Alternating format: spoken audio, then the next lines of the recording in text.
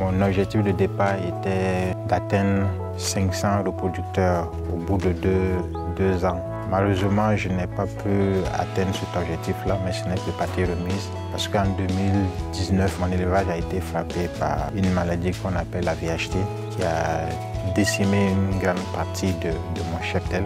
Et j'ai dû repartir quasiment à zéro. Si ce n'ait été ma passion pour le lapin, j'aurais abandonné.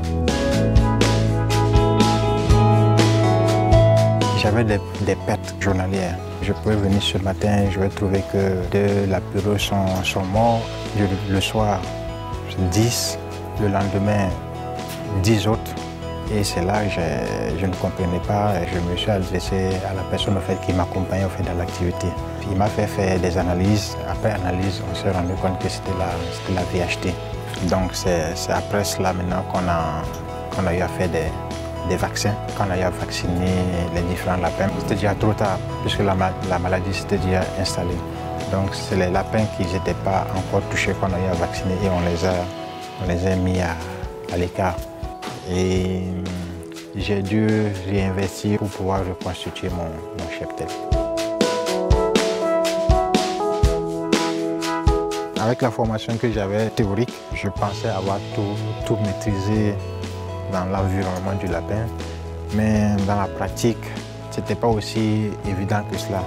J'ai appris à mieux connaître l'animal, à savoir comment prendre soin. Et si je n'avais pas eu cette formation-là, peut-être que les débuts auraient pu être plus difficiles que cela.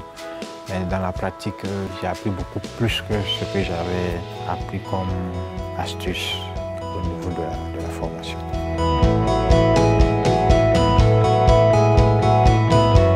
J'ai commencé avec moins de 500 000.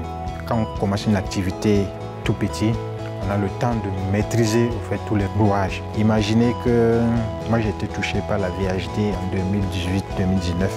Si j'avais mis beaucoup de moyens dès le départ et que cette maladie-là entrait dans ma ferme, j'avais tout perdu.